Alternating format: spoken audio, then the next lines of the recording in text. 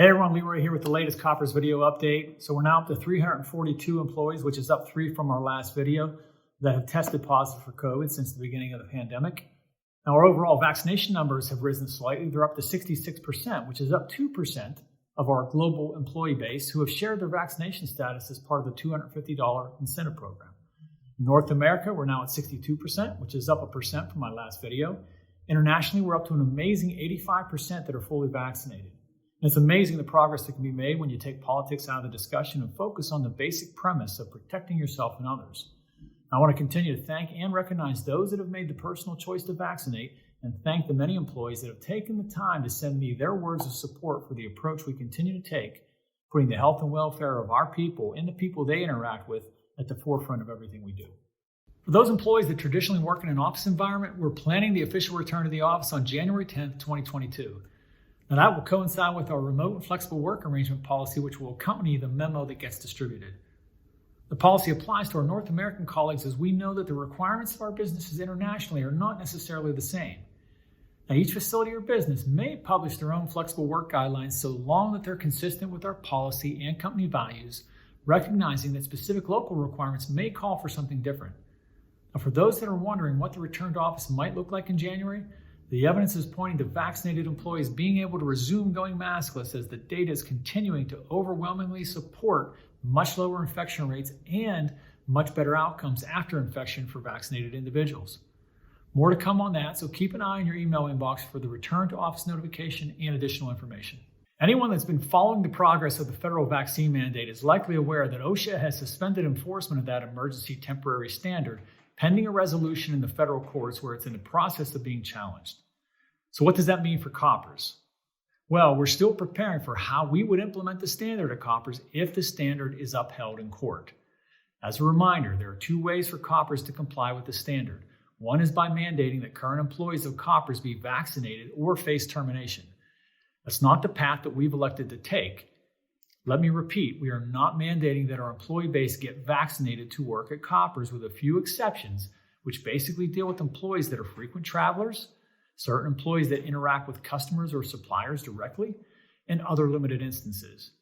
Now, the second way to comply with the mandate, if it is ultimately upheld, is through weekly testing of unvaccinated employees. Now, that's the path that we're choosing to follow if necessary. And as I mentioned previously, that is what we're preparing for, because as you can imagine, there's a lot of administrative record-keeping requirements that go along with that for companies like Koppers to prove that we're in compliance. Now, if the standard is not upheld by the federal courts, we do not plan to require weekly testing of unvaccinated employees at all of our facilities. Again, I'll repeat, if the standard is not upheld by the federal courts, we do not plan to require weekly testing of unvaccinated employees at all of our facilities. Now, there may be some plants or occasions where we do regular testing depending upon specific risk assessments, but we do not plan to roll out broad testing at all of our facilities if the emergency standard is not upheld. Now, other Koppers COVID-19 protocols, however, will remain in force until further notice. The Zero Harm team recently hosted a challenge on Eyeshare aimed at reducing some of the most common types of injuries, including strains and sprains, as well as hand and finger injuries. Winners received monetary awards of anywhere between $100 to $500.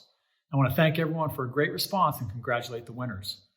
For the hand and finger injuries category, our first place winner was James Dill from Huntington, West Virginia, for his idea of reducing exposure to sharp objects and replacing them with safer alternatives.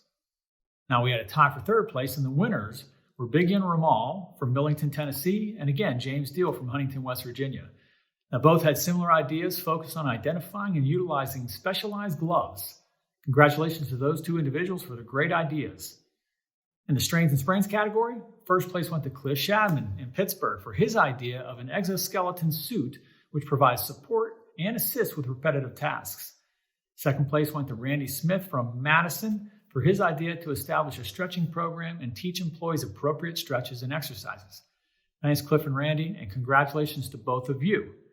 The Zero Harm team is working right now to determine the best way to implement and will fund trial pieces for some of the equipment concepts. Thanks again to all who submitted ideas. While there could only be a couple of winners, there were also a lot of other good ideas submitted, so please keep them coming. This week's hats off goes to David Cooper, our Western Region Procurement Manager. At the Railway Tie Association's most recent meeting in St. Louis, Missouri, David was honored with the Broad Axe Award in recognition of his many years of outstanding service to the cross-tie industry and the RTA. Now here's a fun fact for everyone. In the early days of railroad construction, loggers used a cross saw and a broad axe, which is basically a larger broad-headed axe, to hand hew railroad ties until they were phased out by sawmills by the early 1940s. Now, David's been with Koppers for more than 48 years and held a variety of positions, from loading rail ties to purchasing ties to being an area supervisor.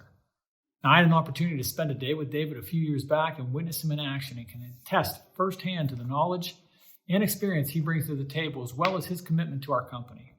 Congratulations, David. Thanks for your ongoing dedication to Koppers and our industry at large. I'll wrap things up for this latest update by noting that on next Thursday, those in the U.S. will be celebrating Thanksgiving, a holiday when family and friends come together to give thanks and enjoy massive amounts of seasonal favorites like turkey, pumpkin pie, and football.